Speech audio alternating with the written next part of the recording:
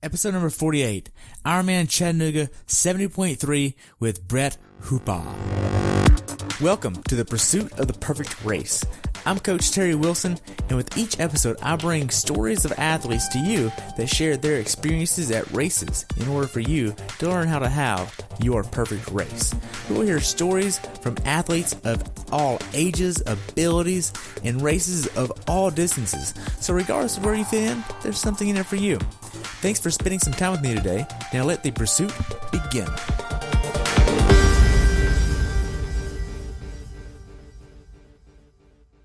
Hello everyone and welcome back to the pursuit of the perfect race. Today I have the pleasure of talking with my friend Bret Hooppaw about his race at IRONMAN Chattanooga 70.3 in Chattanooga, Tennessee. This race took place on May 20th, 2018. The temperature on race day was 67 and rose to a steamy 92 degrees, with the water temperature being 74.1. Bret has been doing triathlons for 8 years and has been racing with Base Performance for the last 3 years. He has completed 11 full Ironman distances and 9 half Ironman distance races. I look forward to hearing about your race, Bret. Welcome to the show. Hey, how are you doing? Good. So what made you want to do this race? I enjoy doing the distance races. I enjoy the halves. I enjoy the fulls. This was a perfect race for me to work into my season as a training race. Coming back from an injury late last year, got a coach working with me, and we worked really tight on the individual pieces of the race. And this one was supposed to be a nice, cool race, so that was going to work out real well for me. And really got excited about an early season race so I could train for my full in October. Okay. So who's your coach? Jacqueline Miller with Bret Fit. She's based out of Raleigh, North Carolina. Oh, wow. So do you have a previous background in any of the three sports before triathlon? Not really. I've always been a swimmer. I learned to swim when I was really young. One of those few people who loves that part of the race. The biking is just, something I've done as I've grown up. Running, not so much. So that's always been my challenge piece as I go after this sport and try to make a perfect race out of it. Right. Now then, I got to actually meet you before the swim started at Chattanooga, and you have a very interesting story about one of your experiences at an Ironman. What was that about? I think we were talking about one of my races down in Cozumel. Yeah. Yeah. I had that was going to be my big race. I had been training all year for my full. I was going to have a sub 10-hour race. Got out there, had a wonderful swim, got out of the water in about 50 minutes, and got stung by 2 jellyfish along the way, something I had never even thought about, hadn't even really crossed my mind. And I remember getting out of the water, looking at the clock and saying to myself, wow, is that all you got, Cozumel? Unfortunately, there was more. 12 miles into the bike, I had an allergic reaction to the toxin from the jellyfish and caused my blood to start clotting in the arteries and ended up having a heart attack about 12 miles into the race, into the bike section. So that made my day go a little bit slower. I'm one of the few people that probably wasn't smart enough to stop. I thought I was just cramping up. So I got off my bike, I laid on the pavement, I stretched out, I tried to feel better, and I just kept moving forward. All day long was about moving forward and finishing. So it became more of a mission, if anything else, a determination mission. I thought I was cramping. I thought maybe I was having an allergic reaction to something. Couldn't figure out what it was. Ended up finishing the race. Took me 16 hours. So not quite the race that I started out wanting to have. But at the end of that race, went to the medical tent, and they proceeded to tell me I was just dehydrated. Don't worry about it. Drink lots of water. So I spent the next day or two in Cozumel feeling just really not good, but back and forth. Flew back to the United States, ended up going to my doctor, who couldn't get me in for a week. So I went to my cardiologist. Why do I have a cardiologist? Because my first Ironman was at 51. So I thought that was a smart move just to make sure I was healthy. And went over, saw him. He told me, oh, you're in the best shape of anybody. Looked at my EKG. Next thing I know, I was in ICU for 4 days while they went in and had to remove the blood clots. I had 100% blockage on my LAD, which is the lateral descending artery on the back of your heart, about 1/8 of an inch past the widowmaker. So my cardiologist took the blood clots out, placed a stent, and proceeded to tell me that he didn't know if I was smart or stupid, because if I'd have stopped anywhere along that course that day, my arteries would have been blocked and I most likely would have died on the backside of the island. But by moving forward and keeping moving, the blood kept flowing around these clots in my arteries through the collaterals that I built up through my training. So it became a determination and kind of a definition for me. That was my Ironman race. It really kind of changed my mind about how I think about Ironman. And my wife won't let me go get a do-over there. That's the only thing. She won't let me swim in the ocean over there anymore. Wow. Well, that's really amazing that you actually had that experience, and that was just in 2017? That was in 2013. So wow.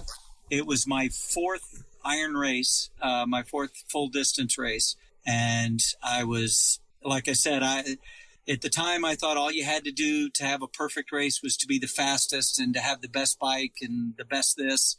And what I really learned coming out of that race and 7 Ironman later is I learned it's more about the journey inside your own head, and the perfect race is different for everybody. It's become different for me because now it's not about the speed, because I can't be as fast as I used to be. My heart does have some permanent damage, and I work with a sports cardiologist to make sure that I can still continue this journey of mine, and he makes sure that I'm healthy. I go in and see him every time before a race. I saw him 2 weeks ago before I went to Chattanooga, making sure that I'm healthy, making sure that I'm making the right choices. He says my heart is probably stronger now than it was before everything happened. But my definition of Ironman has become really one of persistence and the goal and keeping that single-minded focus for whether it's 70.3, whether it's 140.6, or whether it's a sprint triathlon. There's a focus that I think we all have to strive to achieve. Wow, that's really great. Now, going into Chattanooga, how was your training? Training was good. I had done Ironman New Zealand last March and ended up getting a really bad lung infection and throwing out a couple of discs in my back last year. I bulged out my L4, L5, and my S1 sciatic joint. So last year was a tough year of training, and I did Boulder and Arizona in the fall. So I finished Arizona, and I was really in so much pain after that race. I took 100 days off at my doctor's, and I told them that was the best. Without surgery, that was the best thing. Really give my back a rest. So I took 100 days off. I started my training back at the end of February at Base Performance Base Camp and got myself going back in, which gave me about 8 weeks before the race in Chattanooga. So coming up into the race, it was like starting all over again.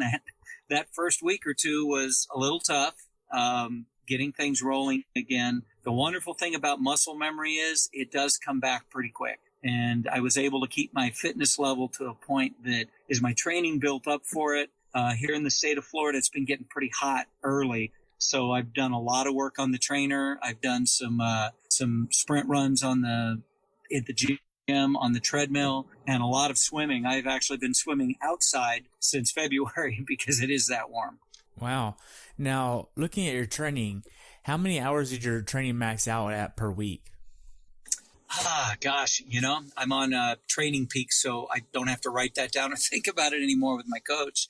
I was getting quite a few in, though. I was at least a couple hours a day throughout the week. I think I maxed out right around 20 as I came into a couple of long rides. And I'm also doing strength training and functional movement workouts 5 times a week just to improve my balance and just my functional awareness of how my body feels when I'm working out. So when I add all of that together, I'm probably 17 to 20 hours a week before Chattanooga. Okay. Now, what was your longest swim, bike, and run workouts going into Chattanooga?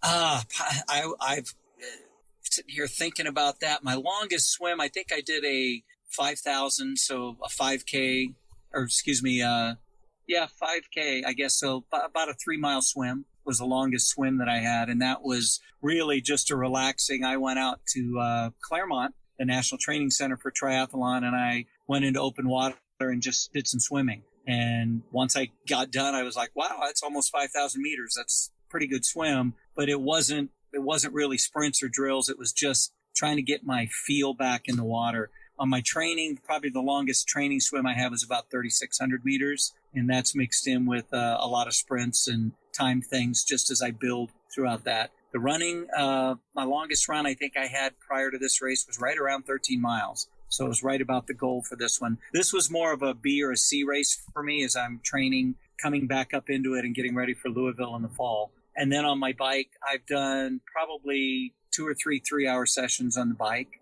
A lot of work on my Wahoo kicker, which if anybody out there has a kicker, you know that it's named kicker for a reason because it kicks you a couple of times. There's no way you can glide on it. Good. So it's helped me build up my endurance. Now, how many bricks did you do? Probably about a dozen since the time I started back up until I got to the end. And my coach works on me real well. I did a 3-hour ride. I think the week before I had a 3-hour ride and then a 40 minutes off the bike. And I've done quite a few of those. It's not always 3 hours and 40 minutes. Even if I'm only out doing a couple hours on the bike, I try to come home and at least do 10 to 20 minutes off the bike just so I can get that high cadence on the bike, trying to translate into a high cadence on my run. Good. Now, being that you did a lot of your training outside, were you wearing a road ID to just kind of have a safety net there? Yeah, I've got a couple of different things that I do carry along with me at my wife's behest. I always carry my nitro because you never know when nitroglycerin won't come in handy. Luckily, I haven't had to use it. But I carry a road ID. I actually wear mine around my ankle. I'm more comfortable than wearing it around my wrist. But I encourage everybody out there, especially if you're out by yourself, to carry something. I also I have a medical bracelet it looks like one of the Livestrong bracelets, and it's red. It's got a big IRONMAN logo on it, and on the back of it, it's got a QR code, it's got a laser code, and it's got a 1-800 number that if anything ever happens to me, they can call and get all my medical records because of my heart issue. So I wear that at the same time, just trying to be safe out there. Oh, good. Now, what specific workouts did you do that gave you the confidence to go into Chattanooga prepared, not only mentally but also physically? Well, the big ones for me, this race was really all about the swim and the bike for me. Those were the two I was really trying to focus on, and transition, because my coach is pretty sure I make a sandwich every transition. She's wondering what I'm doing in there. So I had goals to get my transitions way down, and I really wanted to work on my swim and my bike. So the workouts that I had that really helped me this time, a lot of swim sessions that were shorter or build intervals where I wasn't just going out there and swimming. You go out there and just swim 3,000 meters and you just swim. All you learn how to do is swim 3,000 meters. So a lot of it was workouts with pull buoys where I would start slow and then I would build throughout the workout to a really fast and then an all-out pace, and then I would start the whole session all over again.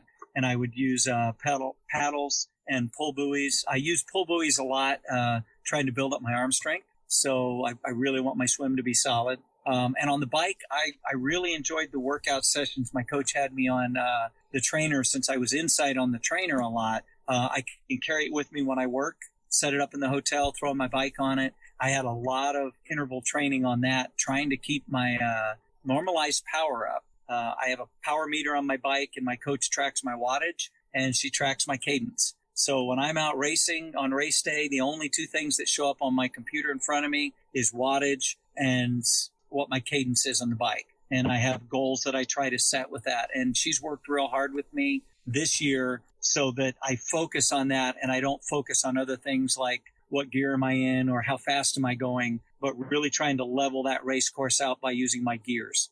Okay. Now then, were there any days where you just mentally didn't want to train?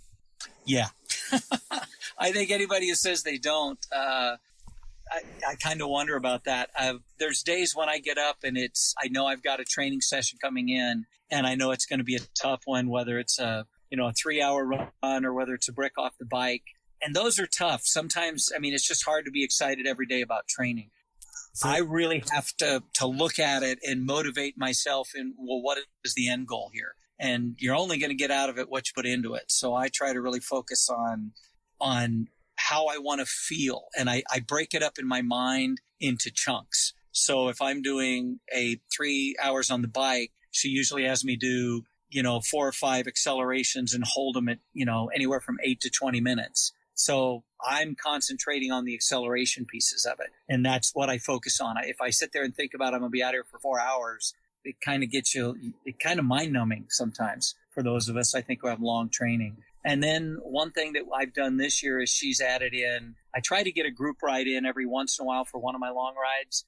A lot of my training I do on my own, but if I can get a group ride that's not as intense, that kind of breaks down that a little bit in my head and brings the fun back to it, if that makes any sense. Brings the fun back of why I'm out there on the bike. On race day, you're by yourself. You can't be near anybody. So if you can't train by yourself, that's going to hurt you on race day. But there's also you have to remember why we're doing this. It's supposed to be fun. And if I can still throw those fun race days in, I do quite a few of them. I'll throw up on my website or the website for base or my local tri club. Who wants to get out and do 3 hours, just a nice steady ride, nothing crazy. And I'll get 4 or 5 people to go out with me. It's safer that way. And I have fun with it. So those are kind of the things that I've tried to do this year on the long sessions.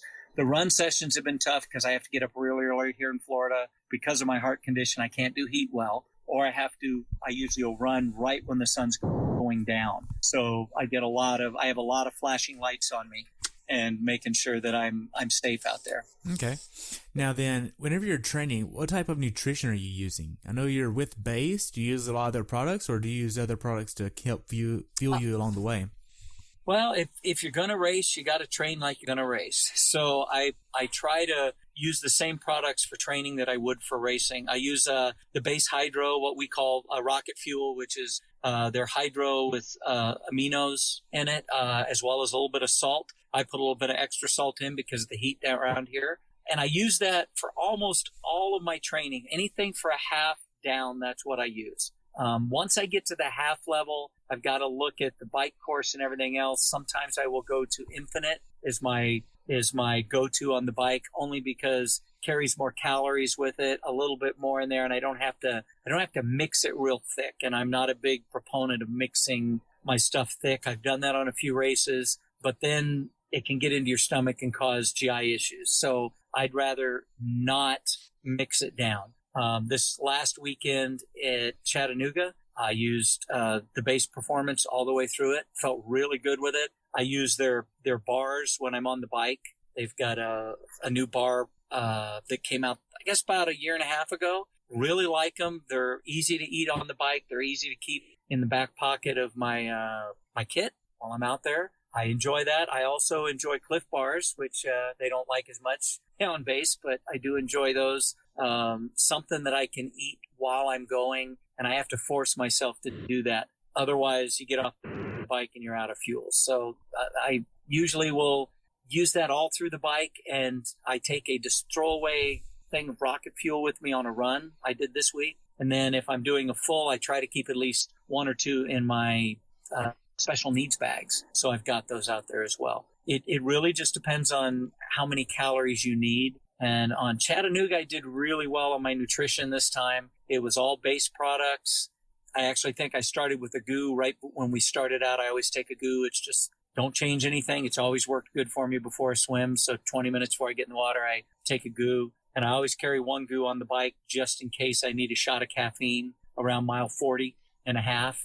You tend to start getting a little mind numb, and that kind of gives you a little bit of a jolt. And I enjoy that going through. And then every water stop I go through, I take water. I don't do the Gatorade. I can't do that amount of sugar in my stomach, but I always take shots of water. If I'm on the run, I'll take a banana here and there and take just 1 bite of it, just enough to give me a little something in my system. And it's worked out real well. I think nutrition is the one silver bullet that every triathlete is always trying to get in their gun. And that's the one I'm chasing every race, just to try to make sure my nutrition is right. Okay. So now when you're not training or working out or racing, what are you doing? Well, I work a lot. I'm the director of operations for Taco Bell in Florida. So I'm all over the state doing what I love, which is supervising restaurants. For my spare time, my wife and I love to travel. So a lot of the races in my repertoire have been, Austria, New Zealand, Mexico, Canada. We like to go places, and then we tie a racecation into it and end up doing other things. I love working out with my son. has done 2 full Ironman with me, so I get a chance to go out with him every once in a while and race. When I'm not racing, I can go out and just, ride with him or do whatever. I also have all sorts of crazy hobbies that my wife thinks I'm crazy. I fly remote control aircraft. I'm on the computer a lot. Just crazy things that she thinks I'm crazy, and I probably am. Okay. So now then, how big of an issue is juggling the life, work, and training? It's something I couldn't have done. I have a lot of respect for the people who do it when their kids are small. That's the toughest thing for me. I started my journey, if you will, when I have twin boys, and they were, I think, seniors in high school. So they were a little more self-sufficient. I didn't have to be there all the time. And people that have small kids, boy, that's got to be crazy. With my job that takes up at least 50 to 60 hours a week, I carry my bike with me whenever I travel. It's not on the back of the car today, but I normally have it on the car today. Or every time I travel, I carry a trainer with me in the car. I find places where I can swim. I know just about every pool I can swim in, from Key West to Tampa to Orlando. I know most of the trails that I can. And one of the best things about being on the base team I have found out the last 3 years is if I don't know any place to go, I can throw it out there and I find a base member or a triathlon team somewhere, and they'll say, hey, we're riding or we're running, or here's a place to go. So the toughest part for me has been able to balance that. And one other piece that I will throw in there to anybody who listens to this, the most important piece of advice I have gotten was at base camp this last year. We had some pros. Matt Miller brought some pros out to talk to us, and they all came back to make sure you get 8 hours of sleep a night. And I remember listening to that going, how am I going to make that happen with work and with my family and trying to spend time? And you can make it work. It's just making the right choices. I've never felt better than when I went into my race on Sunday at Chattanooga, because since I heard that back in February, I have made sure every night I am getting my 8 hours of sleep. And getting up at the same time, going to bed at the same time has been terrific for my state of mind on those days that you mentioned earlier, where you really kind of don't want to train. And I don't find myself getting into that training funk of trying to find the energy. So my number one tip for anybody who's trying to juggle work, family, and triathlon is don't neglect the sleep, because I did do that for a long time. And it just made training that much harder. And the stress level, I think, as well. Okay. Now then, does your wife support your hobby of triathlon? I am the luckiest man in the world. She not only puts up with me, she puts up with my job, and she puts up with triathlon, because she's the one who got me into it. So we do triathlons together. We've done 2 fulls together and probably 4 halves together. And when we're not doing them together, the other one of us is the Sherpa on duty. And I am not nearly as good as that as my wife is. She's the best Sherpa on the planet, and make sure that I know, because I'll show up at a race, I don't know anything. She's got it all memorized. I couldn't do it without her. And we train together when our schedules permit. We train together. So we train.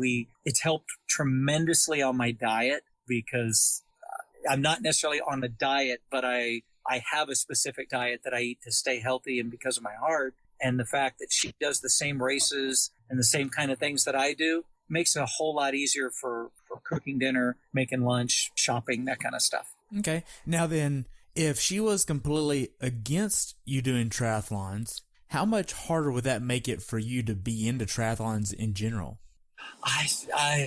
Geez, if she was completely against it, it's, that would be tough for me, because I believe my wife and I, and we're in a partnership together. We've been married now almost 30 years, and we support each other. We each do things the other doesn't want to do, but something is this time consuming. I can't imagine tomorrow if she said, all right, I'm done with it. I don't want to know anything about it. I'm totally against you doing it.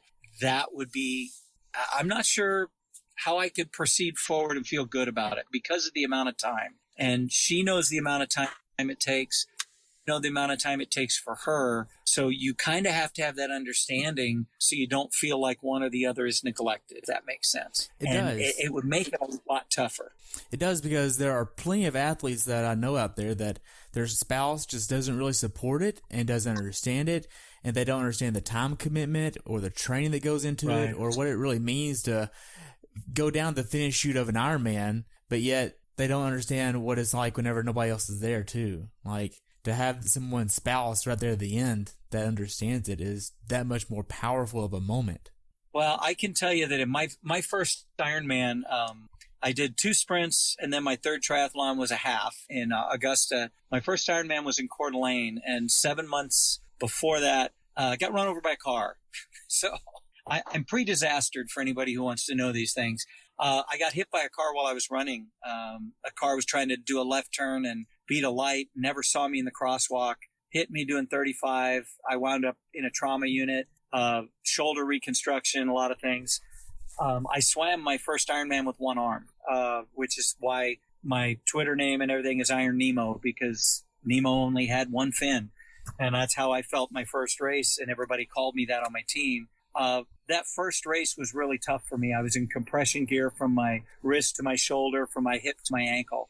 And I can tell you that having my family there behind me, and not only my wife and my 3 kids, but my mom and dad and sister and her family also live in Spokane, right outside of Coeur d'Alene. We went to Coeur d'Alene, Idaho, did the race. I got 90 miles into the bike. And when on your first, I don't care if it's your first or your 20th, 90 miles into the bike is not a fun place to be. It's you're trying to keep going. You're trying to get that boost to get that last 20 miles out. And I came down a hill, and I remember looking up at the end of the road and seeing 2 ladies standing there with some kind of crazy orange and white ponchos on and going, what the heck is this? What, is it going to rain? And as I got up close to them, it was, I read it, and one of them said Nemo's mom, and the other one said Go Nemo. And it was my mom and little sister who'd bought 2 huge orange and white striped towels, made them into ponchos, and then took spray paint and wrote, Nemo's mom and Go Nemo on it. It almost makes me choke up to this point, because I remember you're so exhausted 90 miles into the bike. I mean, I broke into tears, and that literally got me through that last 20 miles because, thinking, wow, my family's out here. They're supporting me. And I don't know that the spouse always knows exactly how important that is or how much that means to us when we're out there, because a smiley face halfway through a distance race sure does make that day go better, or seeing them in the chute or coming down the chute and greeting them at the finish line. I mean, I've seen more people in tears at an Ironman race than anywhere else I've been in my life. And I think I understand that those aren't sad tears, but they're tears of a lot of energy, a lot of sacrifice, and a lot of joy coming together all at one time. Right. So, touching on the sacrifice, what sacrifice was the most difficult for you to make going into this race? Going into this race, this one was tough because of the time commitment that I ended up putting into this one, because I was coming back from an injury. So I missed some time. My daughter lives half the year in Denmark and half the year here in the States. So she's coming back and forth, and I'm not spending a lot of time.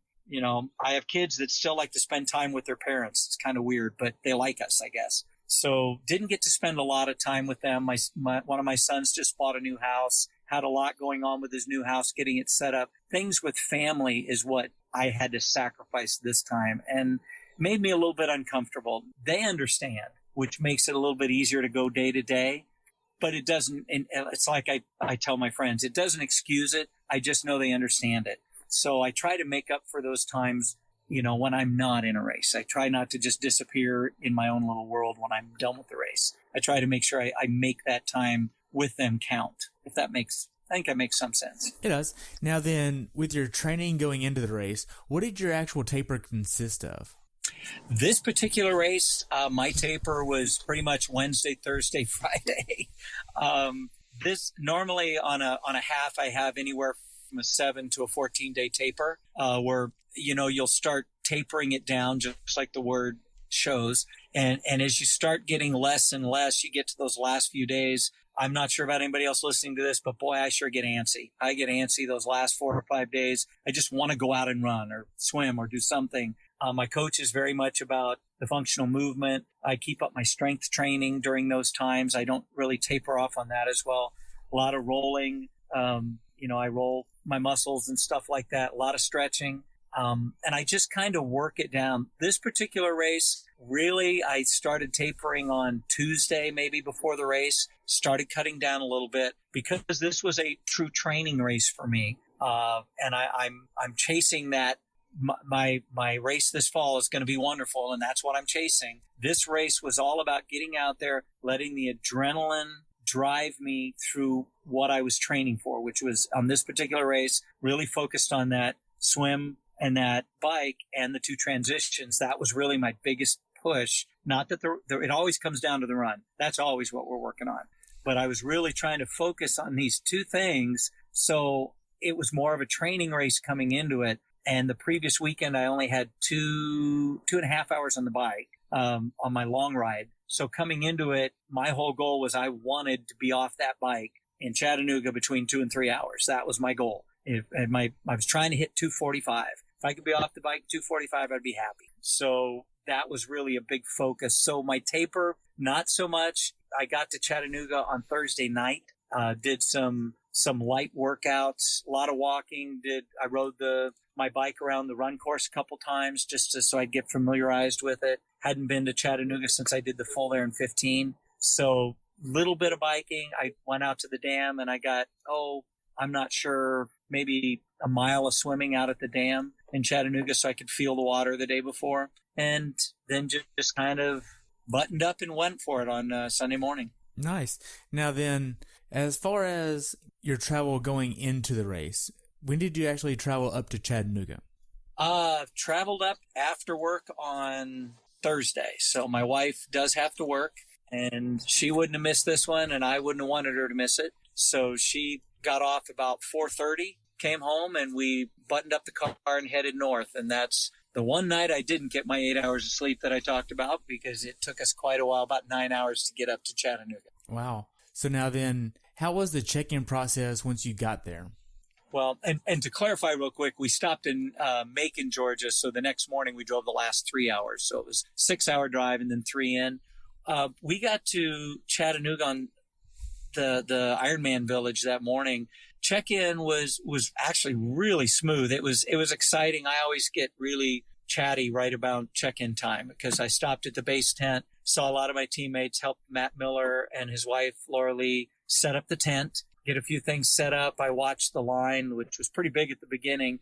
I let it drop down a little bit. They let me check in through the all-world athlete, getting in a little bit early, which is always kind of nice. Went through there, checked in, got very excited. As I always do, I'm very specific on race day, as I think most triathletes are. My wristband had to be put on a certain way on the right arm and had to face a certain way, had to have it clipped a certain way. Got all of my pre-race rituals. And anybody out there who says they don't have a pre-race ritual, they're lying. We all have them. So I tried to get all of those things ready. And I think I felt pretty good about it. I went back and worked in the base tent a little bit and then tried to find something to eat and get off my feet for a little bit before going into race day. So that would have been on Friday. And tried to just get a good feel for the land and then just try to catch up on a little sleep because of the drive the day before. Okay. Now, do you have a certain meal you like to have the day before the race? Day before the race, I have a standard meal that I normally have. I've missed it a few times lately just because of logistics.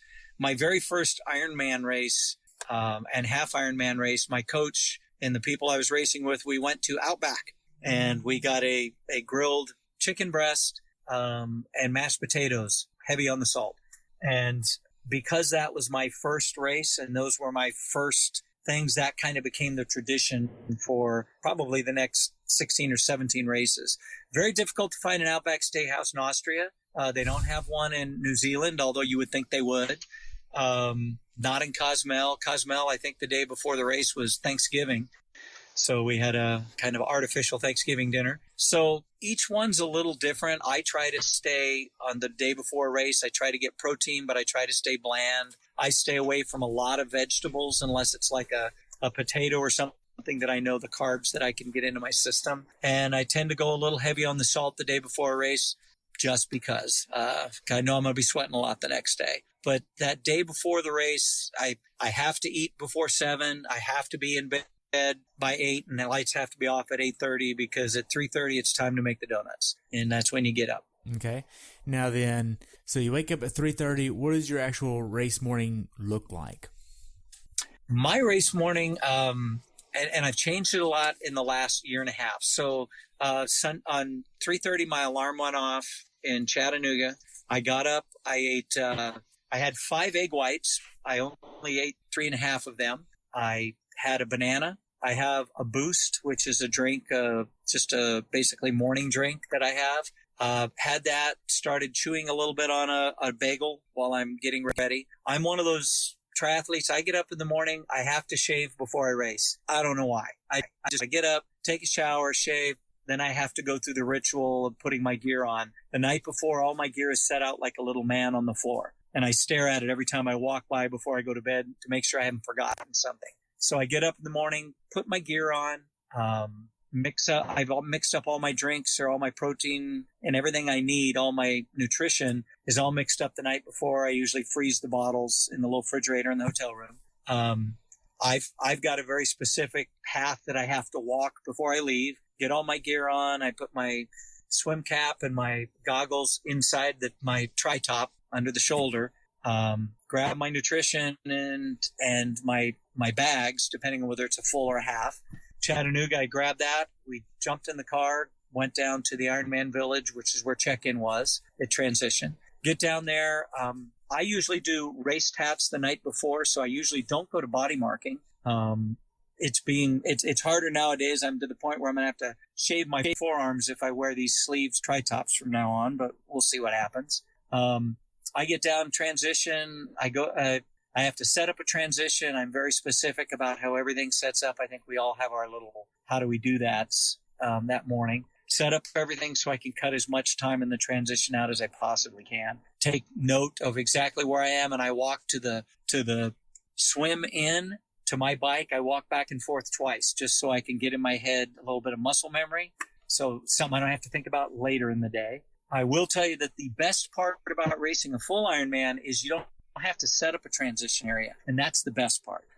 My wife says I complain too much about having to set up a transition area because I'm not very good at it. So whenever you get to transition, how much PSI are you putting in your wheels?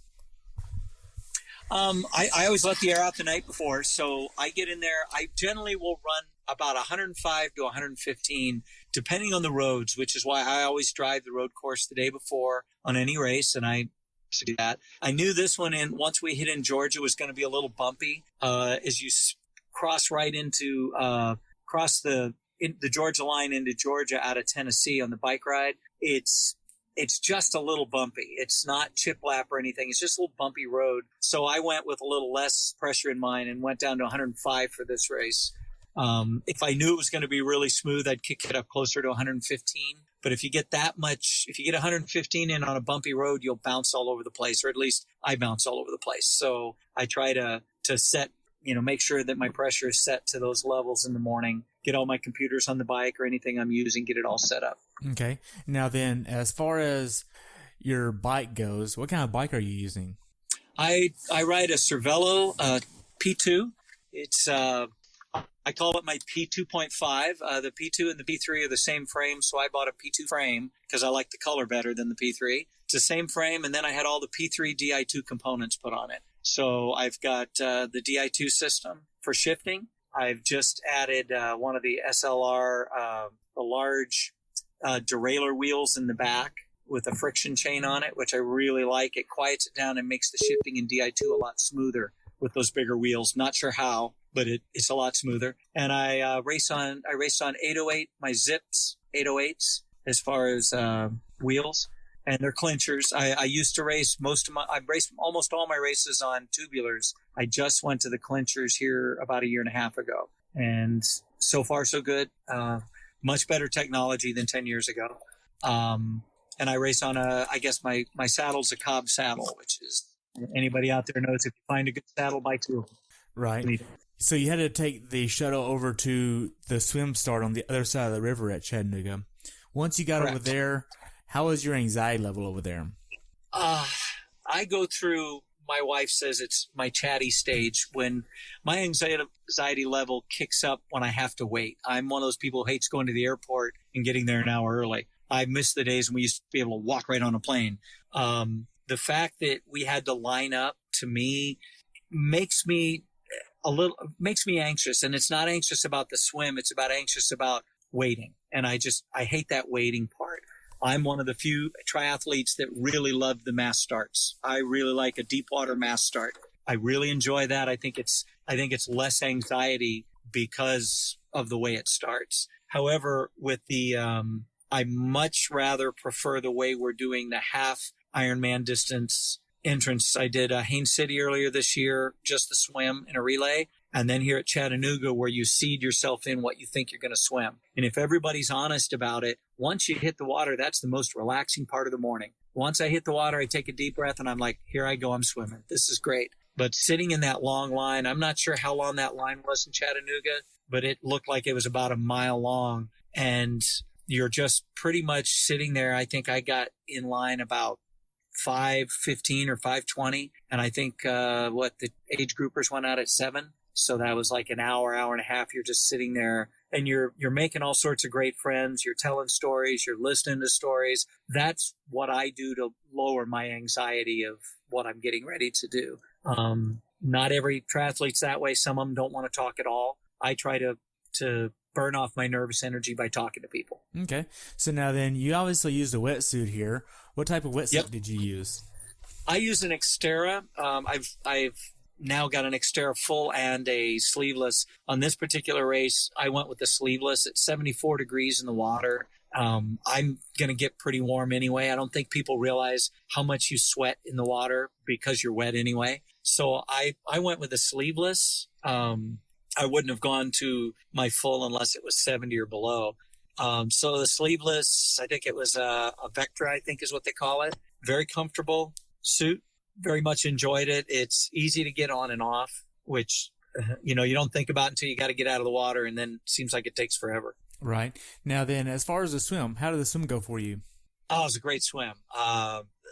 Good venue. The water's good there. It's relatively clean in Chattanooga, which I really like. We were not swimming into the sun, which I really enjoy. On race morning, I hate swimming into the sun. So it hit the water pretty good. I think we had to go upstream about 200 meters, something like that, and then spin around. And then the rest of it was down towards the exit. So it was pretty much a point to point from that once we turned around. I was hoping for a little bit more current in the water that morning, but there really wasn't. We could tell the boats weren't moving. Nothing was, damned it. Really wide. The water was really comfortable to swim in. And because it was such a wide place to swim, I really didn't bang into people, didn't have them swim over me, and I didn't swim over anybody. So had a nice, strong swim, got out of the water in, I think it was 29 minutes, right around 29 minutes. So I was comfortable with that. Okay. So you get out of the swim, you take advantage of the wetsuit strippers, you head up to T1. There's a ramp there that has a little flat section, then it goes up again. They had it really marked off really nice there. How was your actual transition for you? Transition was really good. I always am searching for that one race that you can get out of the water and go right to transition instead of having to run a quarter mile, but I haven't found that one yet. So the run to the transition is always a challenge. And this year they have, as you mentioned, they have the ramp up to transition is now paved. I don't think it was the first year I did Chattanooga in 2014, so it was a little slippery on the grass. This time, that was really nice to have that there. They had it marked so you didn't stub your toes on anything. I thought that was really good. Got into my transition area, really fast transition. I was lucky, not as fast as I wanted. I don't think we ever hit what we want to do, but I had a really good transition.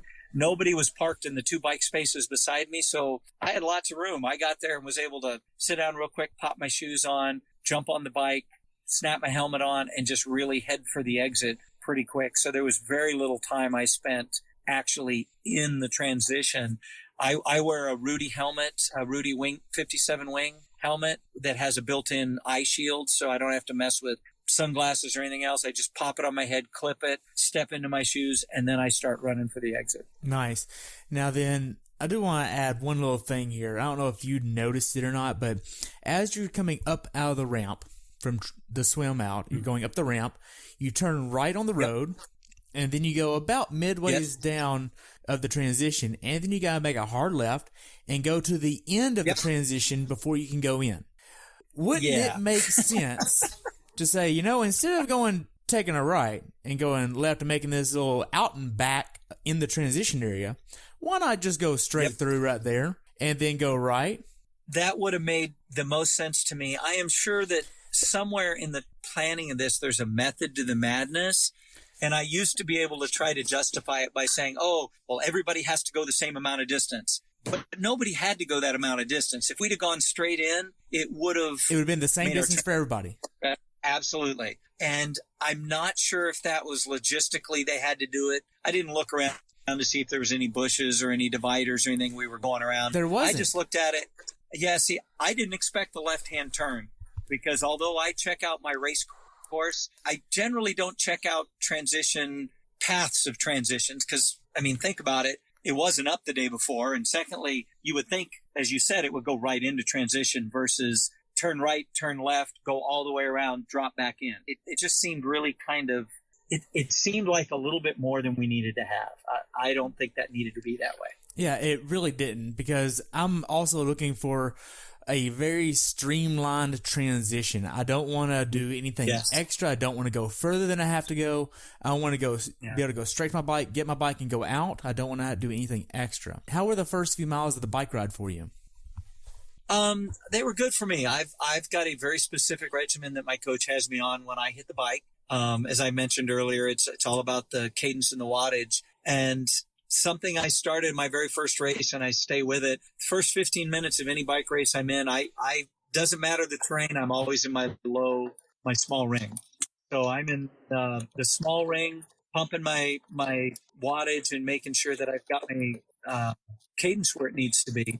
And that first bit, you're going through town, and there's a lot of railroad crossings. I think I spotted more, vagabond bottles that have been launched out of people's holders. The first two railroad crossings, there must have been 50 bottles and all sorts of nutrition and goos and everything else that I don't think people are thinking about it. And they hit those bumps and they fly right out. And that's the toughest part about the first probably 5 miles of the bike. You're hitting a lot of city roads as you're trying to get out of town. You're hitting a lot of whether it's a railroad crossing, it's Chattanooga. Chattanooga choo-choo, lots of trains. You're going to hit a lot of those, plus a lot of not really potholes, but uneven marks in the road or cracks and stuff that you hit don't seem like a big deal. But on race day, especially with the adrenaline coming out of transition, you're hitting those hard. And a lot of people are losing stuff. It's my third time on that course racing out of town, so I kind of knew that. And after every time I hit a bump, I reach behind and make sure my bottles are tucked in and they're not on the edge. So when I hit the next one, they don't fly. It was dodging all of that gear was probably the most dangerous part of the first, I'd say 5 miles. And then getting through the little town section that's, I guess, south of town there as you head towards Georgia. There's a couple of back and forths that there's one of them that's not marked very well. It wasn't marked well in 14. It wasn't marked well in 15 or this year. But I never think about it until I'm coming back in from the course, and it's one of the last turns coming in. I missed it again this year and went into the wrong lane and had to zigzag back in. But getting out of town, that first few miles is the toughest part. Once you get into the roads in Georgia, it's all about settling into your saddle, getting a comfort level, finding a good line on the road to follow, and then I just try to get up to between 90 and 95 on my cadence and just hold that. Whatever gear I'm in, I don't even care. As long as I can do that, I've got a pretty solid race moving forward. Okay. So what cadence and what power number were you looking for? My cadence number, I try to keep between 90 and 95. And then once every 15 or 20 minutes, I try to ratchet it up to about 105 or 110 just for a couple 15-second bursts. And I do that just to keep my legs moving and just that, hit that threshold power and then just push a little bit, try to build myself. I did my power, I'm trying to keep between 175 and 180. That's my threshold power is right around 185, 190. So I'm trying to push those power numbers and hold them. So whatever gear I'm in, I really couldn't tell you most of the time. I'm trying to keep those two things balanced. And I found by trying to balance those two things, it takes my mind off the stuff I shouldn't be paying attention to. And what I mean by that is sometimes when you're going up a hill, you slow down. And it's okay to slow down because you're putting a whole lot more power and more watts into your driving as you're trying to drive forward. If you're trying to keep 20 miles an hour all the time, especially going up one of those hills, you're going to blow your legs out 5-10 miles into the race. And then you're going to get to mile 50 and you got nothing left. So if you can flatten the course by using the gears and watching that cadence and that power and trying to balance those all through the day, then it's pretty much like riding just a straight course all day long if you can level it out with those. So that was my big push coming into this. This is my first time on the half course, so I didn't expect the left turn at mile 26, where all of a sudden you came down a hill and you had to almost stop and then turn left 90 degrees and go up. And that's, I think I was pumping about 600 watts going up that hill. I felt like I was never going to get to the top of that little hill, but the backside of it made up for it. I'm sure you remember that was a nice, really nice downhill on the backside. So it's all about in that bike, I think, trying to I plan my water stops. I always take water and spray my face, and take a big hit of water no matter what I've got in my torpedo or my bottles. I always take a hit of that nice cold water, cools me off a little bit and keep going. Nice. Now then, how well did you execute your bike strategy? I feel really good. I nailed it pretty good on this bike. I ended up with a 245, 246 bike, I think it was. Not as fast as I'd like to be. I'd still really like to be one of those guys in the top of my age group and get it down around 235. But I came in around 245, 246. I'd have to look at my number. But I kept my normalized power was 175 throughout the whole race. I pretty much leveled it out by the numbers Training Peaks has given me. I leveled the course out and I stayed at a 90 cadence. The whole bike run, my average cadence was 90. So I felt really good about it. I finished it strong. I looked at my speed. I think I was at 20.6 miles an hour average all the way through, which it's good. I mean, if I ever really want to be great, I'm going to obviously have to crank that up a little bit. But for never looking at it the whole time I was riding all day long, I thought that was a pretty solid average number to keep throughout the bike. Nice. Now then, the final few miles of the bike, did you do any type of transition to kind of prepare you for the run? On the final miles? Yeah. Yeah, I do a few more of those. About every 5 minutes, I would spend about a minute and I would crank up my cadence a little bit to about 105. I always try to push to get to 110 even if it's for a real short burst, mainly because I'm trying to run at a 90 cadence or 180, depending on how you figure it out. And that's really tough for me. The run is my challenge. I'm sure I'm not the only guy out there. So I know if I can just keep my legs and keep them moving real fast on that last few miles, that helps. I see a lot of people go into that last couple, 3 miles and they gear up. So they're not pedaling as fast and their cadence goes way down because it seems easier to do that. Then you get on your run and your legs aren't used to moving fast. So I try to keep them moving fast. I also do the last 2 or 3 miles. I'll stand up and I'll kind of hang from my pedals, put them both, one in the front, one going back, and then just kind of hang down and stretch my hamstrings a little bit, or not the hamstrings, the Achilles and the back of my legs. Try to stretch out a little bit. I'm one of those guys that about a mile out, I pop my feet out of the shoes and I ride on top of my shoes. So that way, when I get to the dismount line, I just jump off. I don't have to run in my shoes to my transition. And that works pretty good. That's when I discovered that the bike course in Chattanooga is 56.7 miles for anybody who needs to know. It's a little long on this one. Right. I have 57 miles for myself. Now, as far as T2, how did T2 go for you? T2 was quick. I think I had a 2 or 3 minute transition there. The longest part was getting to my bike because I was parked way in the back. I think the old guys section. We got back there, literally just pulled my shoes on. Took longer to get socks on than I wanted, but I just pulled the shoes on, threw my hat on, sunglasses. I was out of there really quick. Getting back out of the transition area, didn't want to slow down. My goal, as I said at the beginning, was to good swim, good bike, and 2 good transitions. So that's what I was pushing for. Nice. Now then, as far as the first 2 miles of the run go, how did that go for you?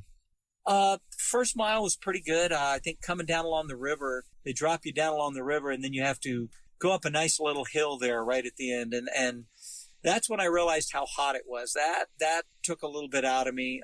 As I said, because of the medications I'm on for my heart doesn't beat as fast as probably most runners strive to get. The only downfall with that is I can't keep myself as cool as most people would. It slows me down. So I hit the top of that first hill, and then we've got another little climb out of town as we start running along the highway there.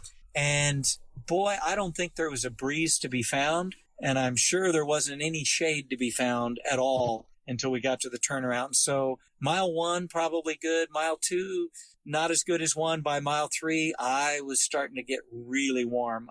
I was pretty much iced myself down at the first water stop, just trying to keep myself cool so I could keep going. And by the time I hit the turnaround, which I guess maybe about mile 3.5 was the turnaround. By the time I hit the turnaround, I was looking forward to the shade a lot.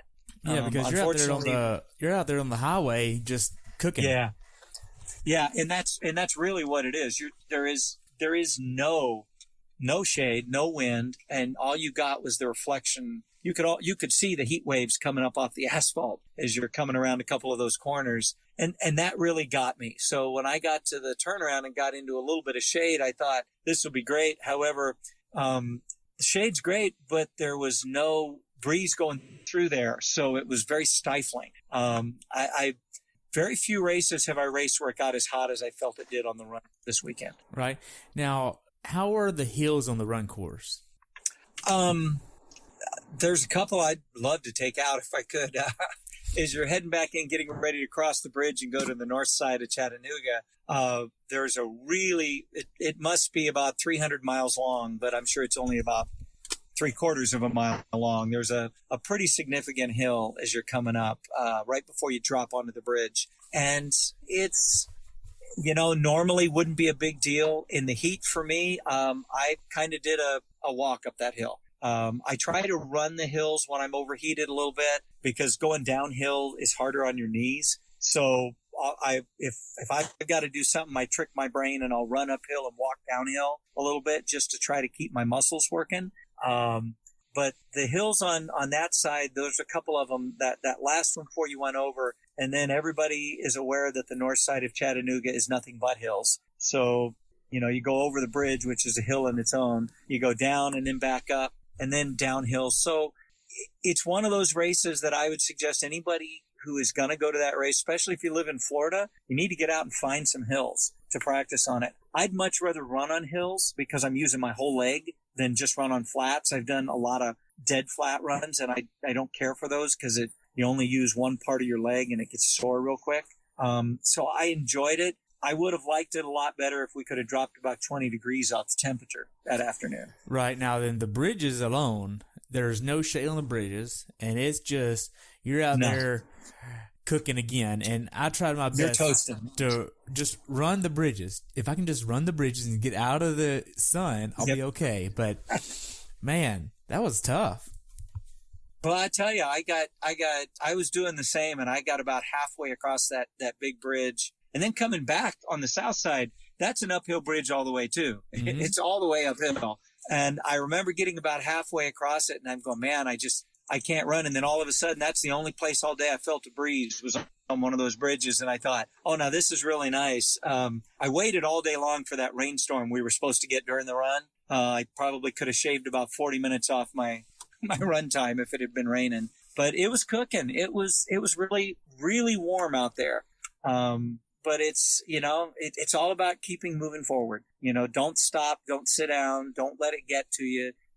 As you said something there that clicks in my brain is, run to the end of the bridge. And then I get to the end of the bridge and okay, run to that guy. And then, then there's the water stop. I'll make it to the water stop. I'll walk the water stop, throw some ice down my shirt, put it in my hat, do whatever I got to do. And then I'll run the next street light and go that. And I break it into those little chunks on a hard day when it's hot like that. Otherwise, it just seems like it goes on forever.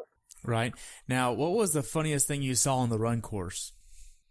Oh, well, I've seen my race pictures, and those are kind of funny. So I don't think that's what you're looking for, though.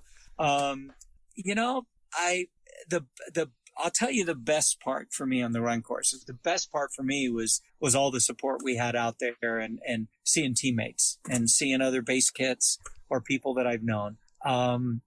Funny part, geez, you know, I saw some crazy people out there running and doing some crazy things. I'm sure I was one of them, all iced down with ice flying all over the place as we're running along. And, you know, I've done races in the rain. I've done them in the dark. I've done them in the light. And to see some of the ways people deal with stuff in their own mind.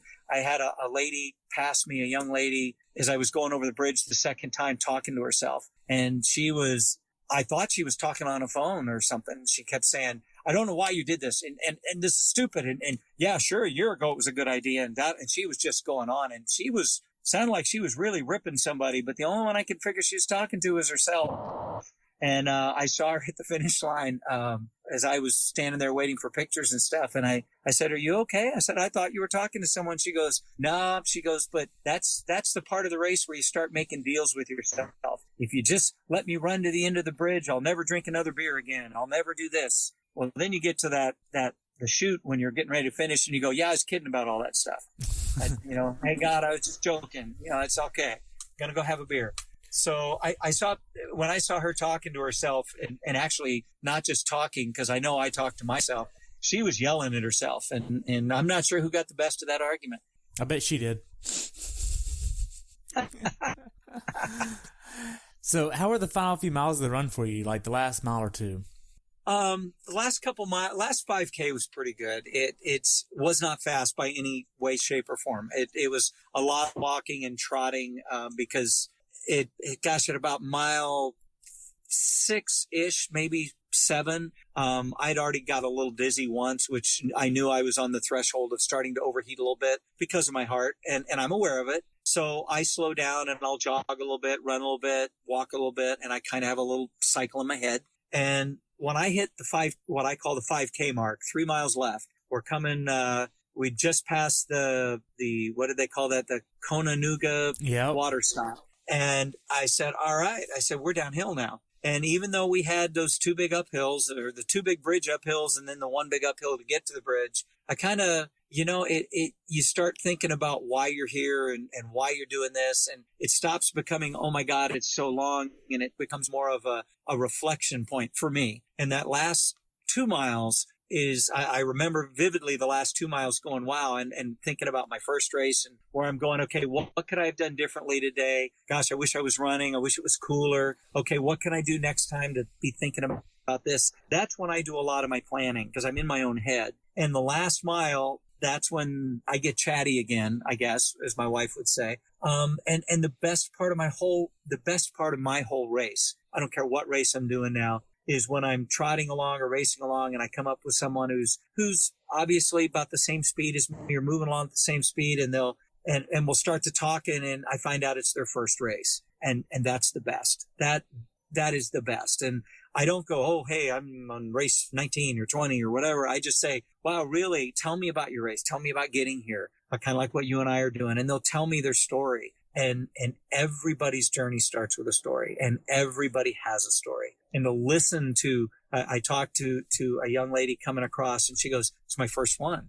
I said, your first one? And she goes, I can't believe it. You know, I've lost 40 pounds. I'm doing this. I'm really excited about this. My family's here. My fiance's here. I can't wait to get to the end. And I can't even remember this morning getting in the water. And I just let her tell her story about her journey to get there. And something she said to me, and something I shared with her, which someone shared with me what seems like 100 years ago. And I said, well, let me give you my one race tip. She looked at me and she goes, what's that? I said, here's my one race tip. I said, you're going to come down off the bridge. You're going to do a whoop-de-doo and start heading toward the chute. I said, it's a little longer than you think, but you got to go under 2 bridges. She goes, okay. I go, as soon as you come up on that second bridge, slow down for a second. She goes, slow down? I'm already going slow. I said, no. What I'm saying is slow down, adjust your hat, fix your sunglasses, zip up your tri-top, fix your belt. I said, make sure you look sharp. And I said, and whatever you do, don't turn off your watch when you finish. And she goes, why? Why would I do all of this? I go, because you're going to cross the finish line up there and someone's going to take a picture. In fact, they're going to take about 8 pictures. I said, you're going to send that picture to everybody you know on Facebook, Instagram. Every relative is going to see that picture. You're going to show that picture to your kids someday. I said, and you want that to be a good picture. You don't want to be staring at your watch or say, have your hat all funky and say, oh, I don't like that picture. You're going to remember that. Enjoy that moment. This is your time. And I was with her right up to the beginning of the shoot. And I slowed down and she grabbed my hand and said, we're going to finish together. I said, no, it's not my first rodeo. This is your time. You go finish. And I let her get out in front of me. So when her picture was taken, it was just her. And that was my best moment of the whole race. It was watching her do that. That's pretty awesome. Now then, after you crossed the finish line, what'd you do next?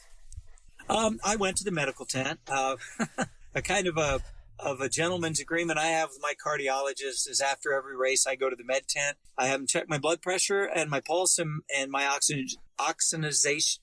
Yeah, whatever that word is of my blood. They put a little thing on you and tell, how your oxygen level is. And I do that after every race. Finished the race. I was, what was it? She said I was 124/72. That's pretty good for a guy my age. My heart rate was already down to around 70. So it was a good race.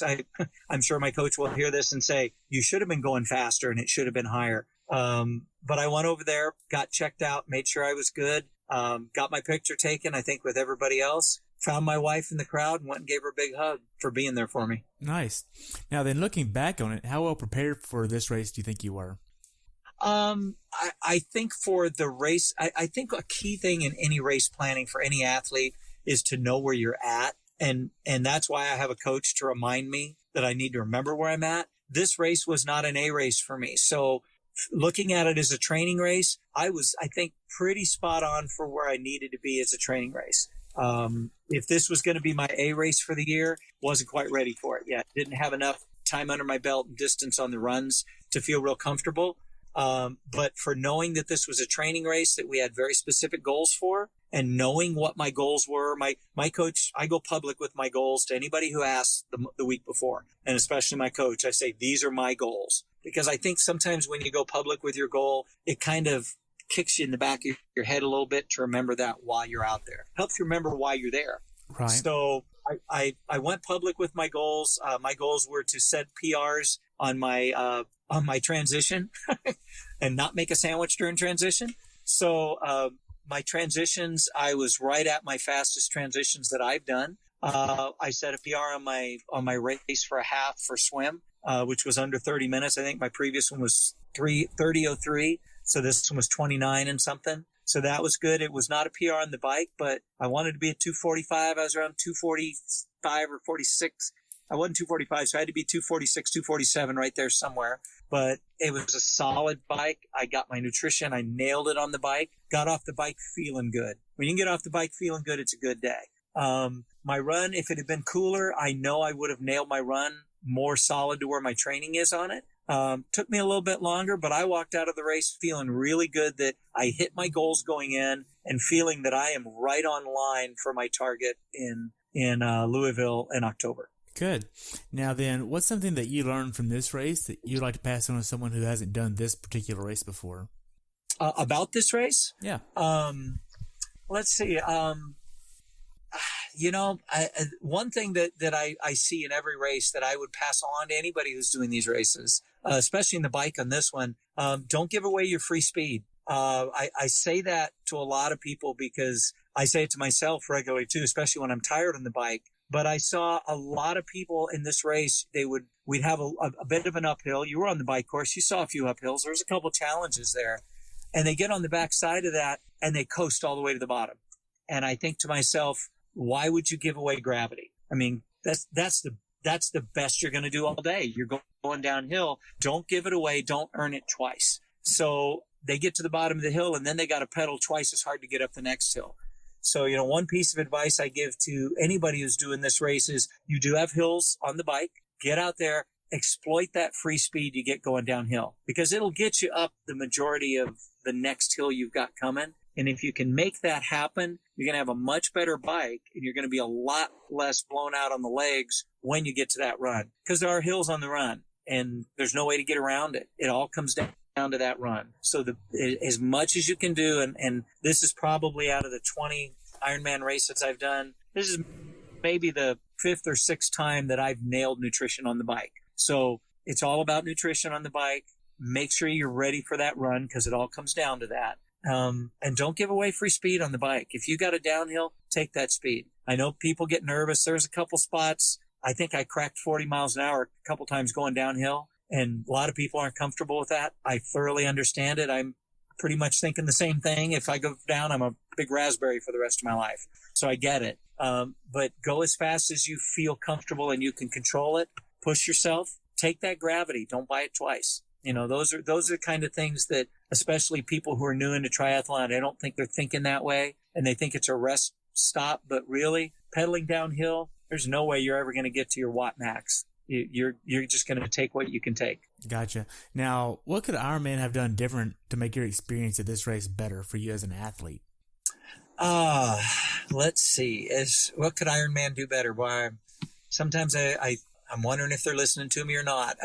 This one's a pretty good race. The transition thing you brought up earlier, yeah, that transition was kind of a mess. And I thought that from not just the one you mentioned of swim in, but run out, bike out, it did not flow. And from, I'm not an engineer, but maybe someone coming in could look at it and say this structurally or flowing doesn't flow right. I thought there was a lot of people crossing over each other to get things done.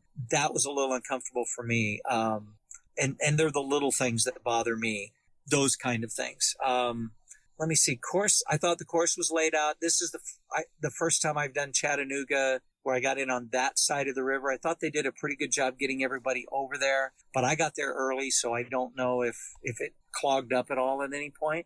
And I was a little, I understand why they canceled the award ceremony at the end, because we had that big storm moving in. But I'm always that guy that wants to sit out there just in case that Kona slot or that world slot rolls down, 50 slots. I'm ready for it when it gets to me. So, I was kind of a little disappointed in that. That's one of those things that I think the more that we do these races, the more that Ironman makes them business as usual, it loses some of the sparkle that Ironman truly is, because Ironman is a very special thing for a lot of reasons. And we all have our own reasons that make it very special to us. And to make it business as usual, and to see some of the people that I saw working in the Ironman, some of the people directing the event this time that didn't seem very excited about being there. I kind of thought, I know this is your job and this is business as usual for you, but everybody around you is living a possible once in a lifetime event. And Ironman, don't lose that. The minute that you lose that, you're going to be just another 5K. That's how I think about it. Right. So how can athletes follow you? I'm Iron Nemo on Instagram. I'm in Facebook, and then I've got tons of people on Facebook that I've met through the triathlon community that they're all my friends because we've shared something together, and it's under my name, Bret Hooppaw. And I'm also on Twitter, and on Twitter, I am Denali6, Denali like the mountain in Alaska or the Chevy truck, DENALI, and then the number 6. And I'm trying real hard to get better at Twitter because I actually have maybe 9 or 10 followers now. So got to keep those guys, looking at their phone on a regular basis. But I try to put things out there if I'm going to be at a race. I love to talk to people about races, and I love to hear their stories. I think, if I was ever any good at this, I'd figure out a way to maybe do a podcast or write a book about it. But, that's why I've got friends like you out there. Right. So I only have one real question left, and that's, what's your definition of a perfect race? A perfect race. My mind, the perfect race is executing the plan that I've been working for, and realizing that you can't choose your weather on race day. And those are the two things that I think that I chase. I am very intimate about my plan, about how I'm going to make things work. I know in my head how I want the day to go. And if I can hit those goals along the way, then my time doesn't matter. To me, the perfect race, I think I said once before, is not about a time. My time went out the window with 2 jellyfish stings in Cozumel. I'm no longer that guy, and I'm okay with that. But the perfect race for me, I've come real close a couple times. Ironman Arizona in 16 and Ironman Canada in Penticton in 2012 were the two that come to mind, where just the whole day was probably, it wasn't 100%, but it was maybe 96%. It was one of those where everything I had done and trained for just came together. And those days, man, you want to bronze them. You want to plaque them. You want to take pictures. You want to stick them on the wall. You want to tell people, because it's all in your head. And to me, that's the perfect race, is when you can make that vision in your head, that picture you've been drawing for a year while you've been training, you can paint that picture. Like Bob Ross would say, that happy little tree and that happy little race. And it's that race in your head. So you're the only one who knows when you've really hit that. Awesome. Well, I just want to thank you so much for your time today. I've enjoyed hearing about your race, and I look forward to following you in the future at Louisville. Sounds great. Look forward to it. Awesome. You have a great day, okay? All right. Take care. All right, bye. Thanks for tuning in today. I hope you were able to learn something from today's episode. If you enjoyed the show, please take a minute to leave a review on iTunes or share it with a friend. Be sure to subscribe so you never miss an episode. If you'd like to see pictures from this athlete's race, learn more about who I am, what I'm doing, or be on the show yourself to share your story, check out my website at CoachTerryWilson.com. Until next time, continue the pursuit.